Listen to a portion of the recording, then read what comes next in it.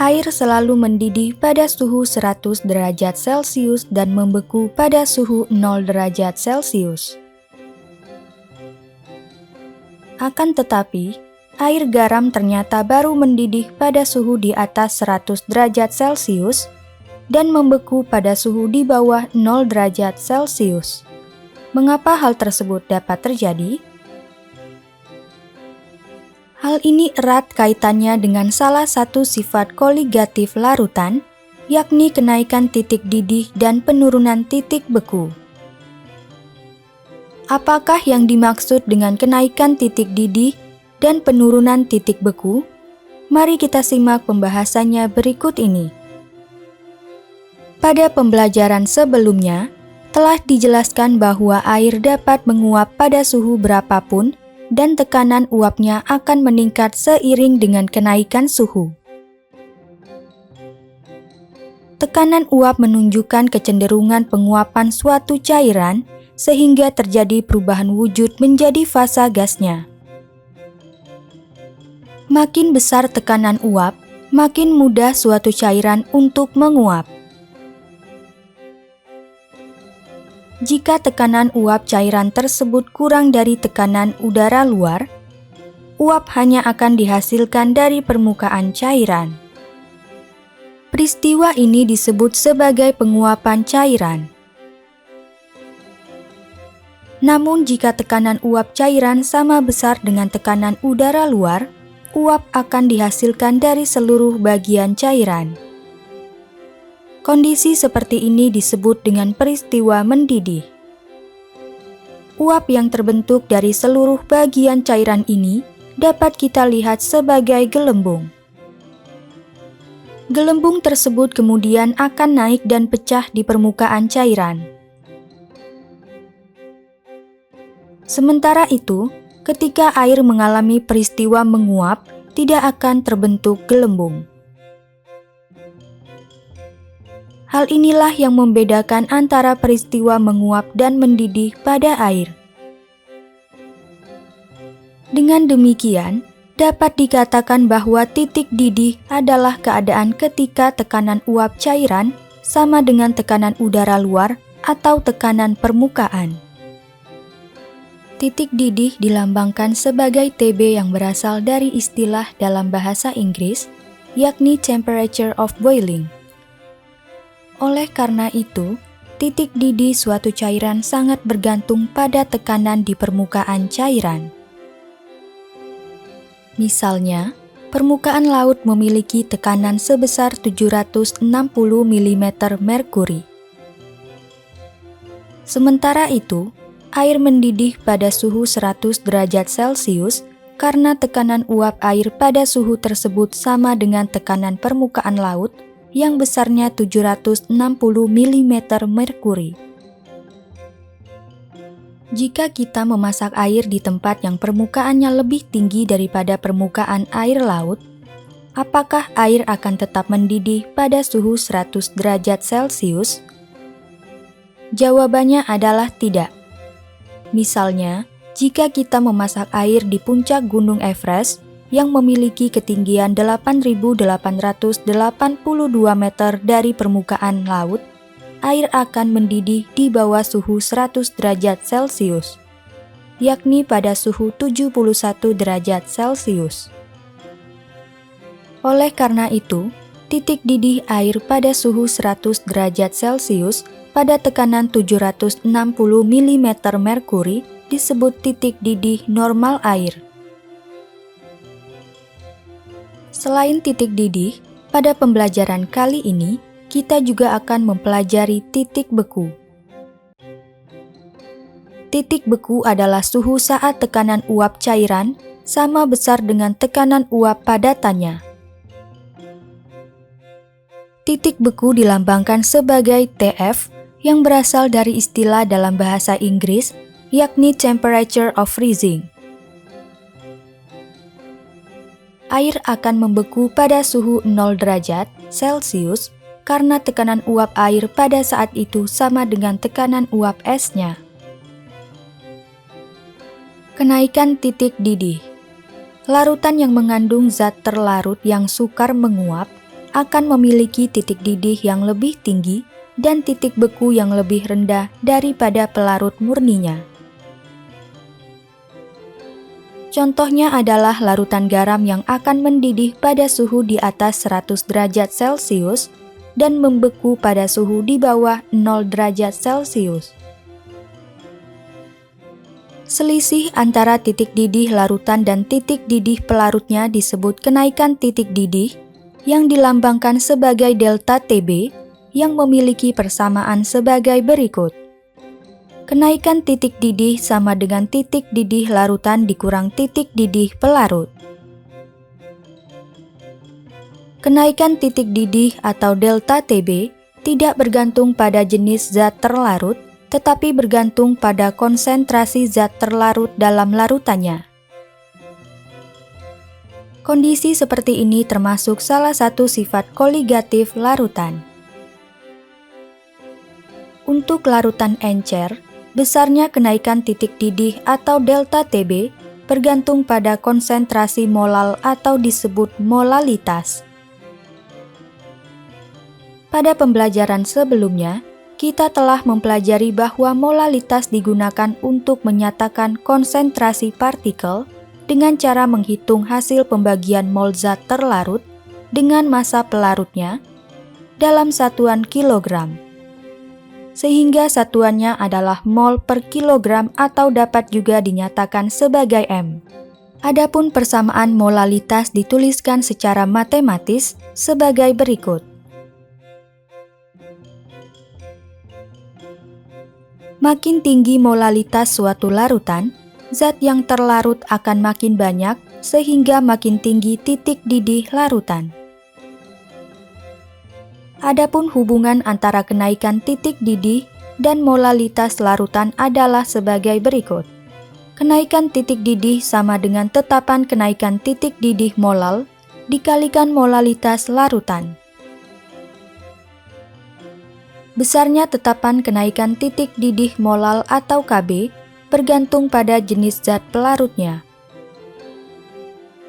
Adapun tetapan kenaikan titik didih molal atau Kb dari beberapa pelarut adalah sebagai berikut.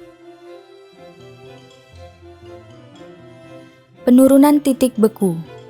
Sementara itu, selisih antara titik beku pelarut dan titik beku larutan disebut penurunan titik beku atau delta Tf, yang dinyatakan secara matematis sebagai berikut.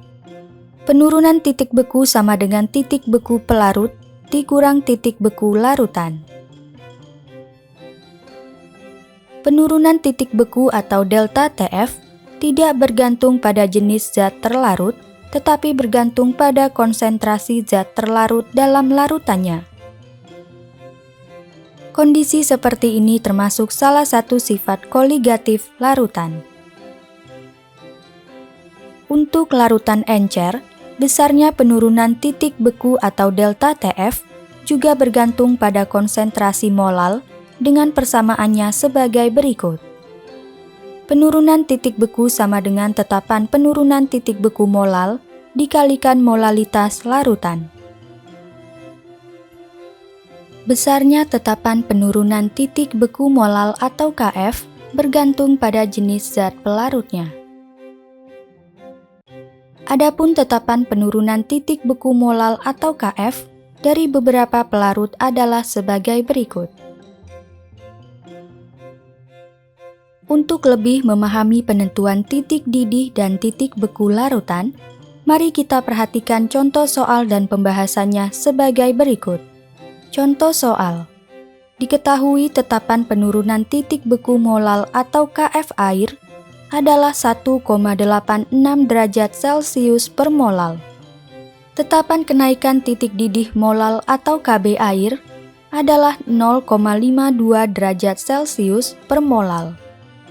Dan massa molekul relatif glukosa adalah 180 gram per mol. Tentukan titik didih dan titik beku dari 500 ml air yang mengandung 36 gram glukosa. Jawab, Untuk menentukan titik didih dan titik beku larutan, kita harus menentukan besarnya kenaikan titik didih atau delta TB dan penurunan titik beku atau delta TF larutan glukosa dengan menggunakan persamaan berikut. Kenaikan titik didih larutan glukosa sama dengan tetapan kenaikan titik didih molal air dikali molalitas larutan glukosa. Penurunan titik beku larutan glukosa sama dengan tetapan penurunan titik beku molal air dikali molalitas larutan glukosa. Akan tetapi, karena molalitas larutan glukosa belum diketahui, kita perlu menentukannya terlebih dahulu dengan cara sebagai berikut. Molalitas larutan glukosa sama dengan mol glukosa dibagi massa air. Massa air sama dengan massa jenis air dikali volume air. Massa jenis air diketahui sebesar 1 gram per mililiter. Dengan demikian, massa air sama dengan 1 gram per mililiter dikali 500 mililiter sama dengan 500 gram atau dapat dikonversi menjadi 0,5 kg. Molalitas larutan glukosa sama dengan 36 gram dibagi 180 gram per mol dibagi 0,5 kg. Sama dengan 0,2 mol dibagi 0,5 kg. Hasilnya sama dengan 0,4 mol per kilogram. Dengan demikian, molalitas larutan glukosa adalah 0,4 mol per kilogram atau 0,4 molal. Selanjutnya, besarnya kenaikan titik didih larutan glukosa adalah sebagai berikut. Kenaikan titik didih larutan glukosa sama dengan tetapan kenaikan titik didih molal air dikali molalitas larutan glukosa, sama dengan 0,52 derajat Celcius per molal dikali 0,4 molal.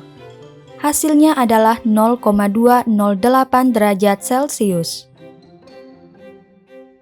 Jadi, besarnya kenaikan titik didih larutan glukosa adalah 0,208 derajat Celcius.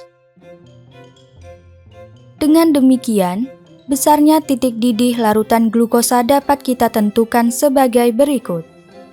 Kenaikan titik didih larutan glukosa sama dengan titik didih larutan glukosa dikurang titik didih air. 0,208 Celcius sama dengan titik didih larutan glukosa dikurang 100 derajat Celcius. Titik didih larutan glukosa sama dengan 100 derajat Celcius ditambah 0,208 derajat Celcius. Hasilnya adalah 100,208 derajat Celcius. Dengan demikian, titik didih larutan glukosa adalah 100,208 derajat Celcius. Sementara itu, penurunan titik beku larutan glukosa dapat kita tentukan dengan cara berikut. Penurunan titik beku larutan glukosa sama dengan tetapan penurunan titik beku molal air dikali molalitas larutan glukosa, sama dengan 1,86 derajat Celcius per molal dikali 0,4 molal. Hasilnya adalah 0,744 derajat Celcius.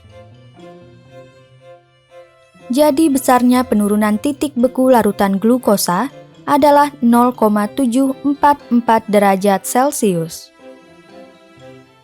Dengan demikian, besarnya titik beku larutan glukosa dapat kita tentukan dengan cara berikut. Penurunan titik beku larutan glukosa sama dengan titik beku air dikurang titik beku larutan glukosa. 0,744 derajat Celcius sama dengan 0 derajat Celcius dikurang titik beku larutan glukosa. Titik beku larutan glukosa sama dengan 0 derajat Celcius dikurang 0,744 derajat Celcius. Hasilnya adalah minus 0,744 derajat Celcius. Dengan demikian, titik beku larutan glukosa adalah minus 0,744 derajat Celcius. Diagram PT. Diagram PT adalah diagram yang menyajikan hubungan suhu dan tekanan uap dengan fasa zat. Selain itu, diagram ini juga menyatakan batas-batas suhu dan tekanan ketika suatu fasa terbentuk secara stabil. Diagram ini sangat bermanfaat karena dapat menjelaskan alasan larutan mendidih pada suhu yang lebih tinggi dan membeku pada suhu yang lebih rendah dibandingkan pelarutnya. Berikut adalah informasi yang kita peroleh dari diagram PT air.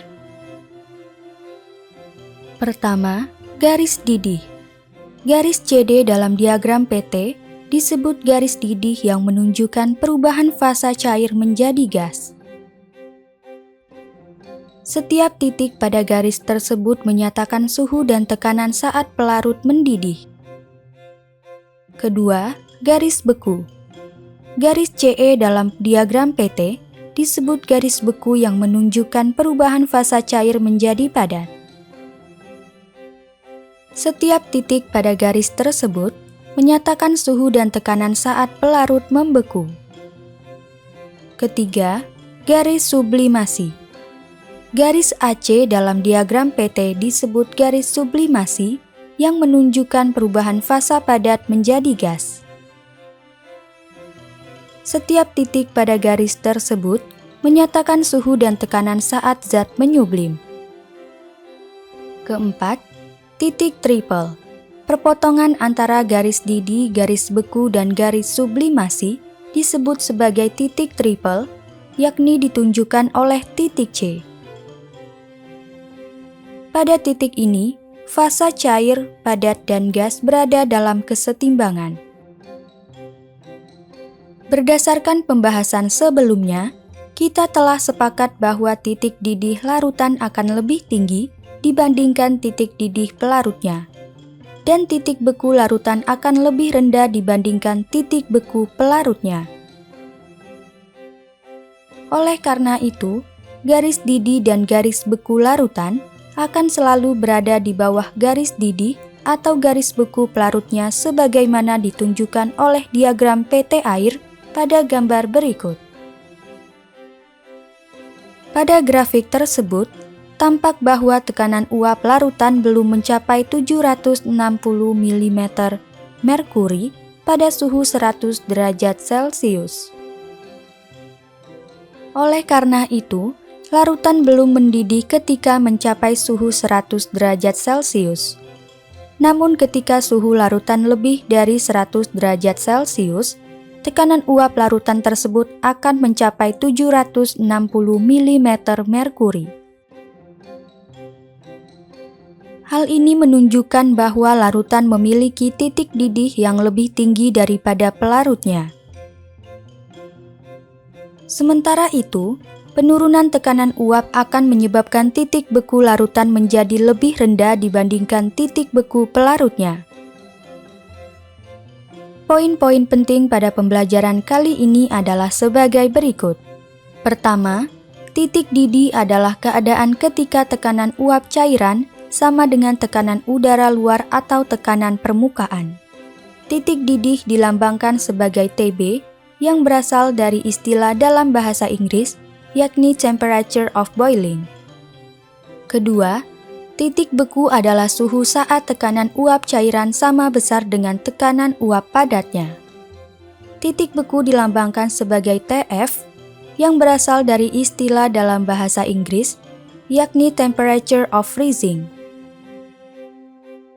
Ketiga, selisih antara titik didih larutan dan titik didih pelarutnya disebut kenaikan titik didih yang dilambangkan sebagai delta TB yang memiliki persamaan sebagai berikut. Keempat, untuk larutan encer, besarnya kenaikan titik didih atau delta TB bergantung pada konsentrasi molal atau disebut molalitas. Kelima, selisih antara titik beku pelarut dan titik beku larutan disebut penurunan titik beku atau delta TF yang dinyatakan secara matematis sebagai berikut. Keenam, untuk larutan encer, Besarnya penurunan titik beku atau delta TF juga bergantung pada konsentrasi molal dengan persamaannya sebagai berikut. Ketujuh, diagram PT adalah diagram yang menunjukkan hubungan suhu dan tekanan uap dengan fasa zat. Selain itu, diagram ini juga menyatakan batas-batas suhu dan tekanan ketika suatu fasa terbentuk secara stabil. Kedelapan, dari diagram PT, kita dapat mengetahui garis didih, garis beku, garis sublimasi, dan titik triplenya. Selain itu, diagram ini juga menunjukkan bahwa titik didih larutan lebih tinggi daripada titik didih pelarutnya, sedangkan titik beku larutan lebih rendah daripada titik beku pelarutnya.